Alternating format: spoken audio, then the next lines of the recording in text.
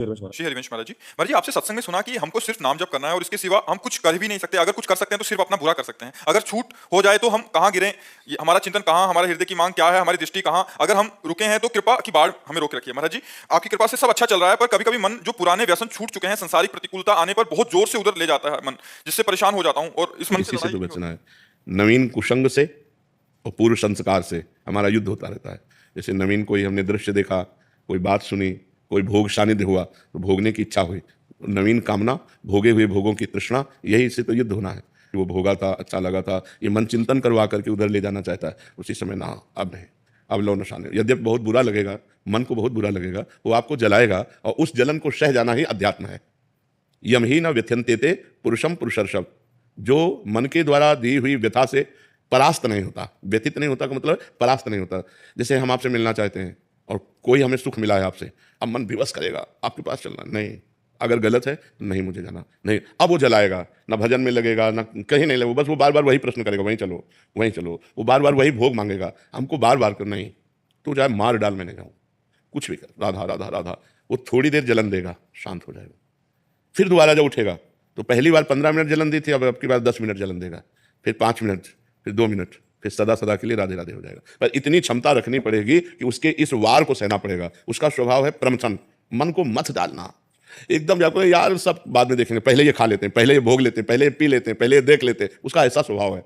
मन के स्वभाव को सह जाना यही साधता है। सहत सहत बाढ़ भगति गृह तन गुरु हितगार। जब ना सहन हो तो रो पड़ो भगवान को साक्षी करके, हे नाथ आप देख लो हमारी दुर्दशा होने के लिए ये क्या मन कर रहा, प्रभु आप संभालो, मुझे सामर्थ्य दो प्रभु। उस समय प्रभु को पुकारे, उस समय नाम कीर्तन करने लगे, उस समय सत्संग सुनने लगे, उस समय किसी साधक से बातचीत करने लगे। एकांत में तो फिर टिक पाना बड़ा मुश्किल है। जब हमारा मन किसी विषय पर अरझ गया हो और हम एकांत में तुम्हारा बार बार तुम्हें परास्त करेगा, उस समय हमको खोजना है कि किस विषय से शांत होगा।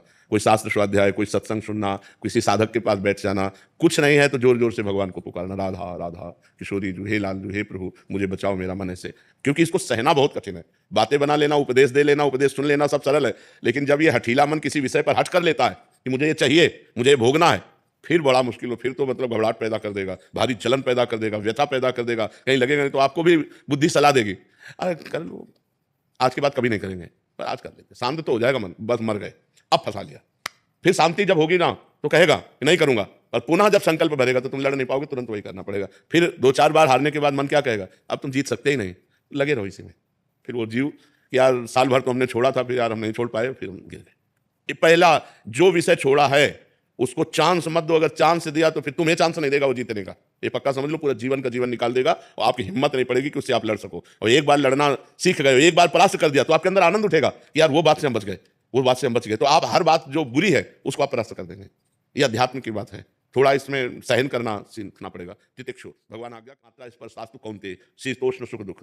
ये जो गर्मी सर्दी अनुकूलता प्रतिकूलता लाभ हानि, ये नाना प्रकार की ये आने जाने वाली हैं। काम क्रोध लोभ ये वृत्तियां आने जाने वाली, टिकने वाली नहीं। इसलिए है अर्जुन तुम इनको सहन करो, ये भोगने से नहीं शांत होंगी। और हमारी इंद्रियां चंचल हैं और मन इंद्रियों के अधीन है और बुद्धि मन के अधीन है, तो वो भी सलाह देती भोग लो। और अगर बुद्धि भगवान में लगी हुई है तो वो कहेगी नहीं गलत है, हम नहीं करने देंगे। तो अगर बुद्धि ना कर दे तो मन कुछ नहीं कर सकता फिर। लेकिन मन इतना बलवान है कि वो बुद्धि को अपने अधीन करा के दस्तखत करवा लेता है और इंद्रियों के साथ भी मनमानी विचरण करता है। इसलिए खूब नाम जप करो, सत्संग सुनो और सहन करना सीखो। जो सहन कर गया वही आगे बढ़ गया, जो टूट गया वो बिखर गया है संसार में।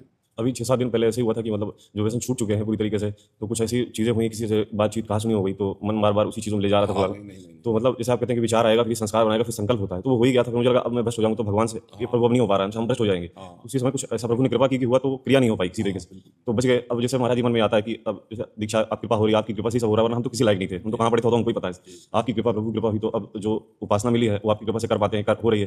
फिर मन में ये अब डर लगने लगा कि जैसे दीक्षा ले ली, उसके बाद आगे चल के फिर ऐसा हुआ कहीं कुछ किया। यही डर वो तुमको गिराएगा, यही डर गिराएगा। तुम्हें डरना नहीं, मैं मर जाऊं लेकिन पीऊंगा नहीं, मर जाऊं खाऊंगा नहीं, मर जाऊं भोगूंगा नहीं। तू कर, तू कितना भी बार बार कर, मैं नहीं कभी करूंगा। कभी हट करके देखो तुम इतना डरपोक क्यों हो गए, इतना डर क्यों, डरोगे मार डालेगा। बिल्कुल बात पक्की समझो, दुश्मन से डरना नहीं है।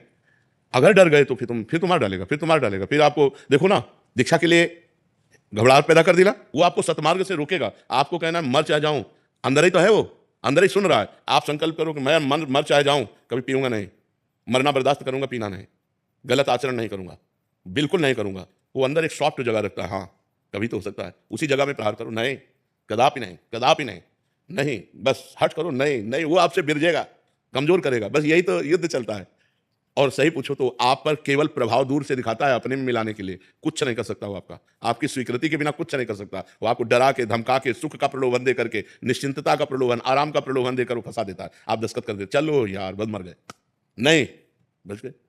अब ये नाम जप करो, इसी यही कला आ जाएगी, अध्यात्म की कला आ जाएगी। आप चिंता न करो, फिर भगवान सबके रक्षक हैं। पर जो गलती छोड़ी, अबलो नसानी अब नान से, उसे पुनः मत करो, नहीं तो बार बार फिर ये भ्रष्ट करता रहेगा और एक बार आपके मन में आ जाएगा कि मैं नहीं चल पाऊंगा, अध्यात्म में मैं नहीं चल पाऊंगा, मैं योग्य नहीं हूं। अब जो होगा सो होगा, तो हम बस ऐसे मार देता है।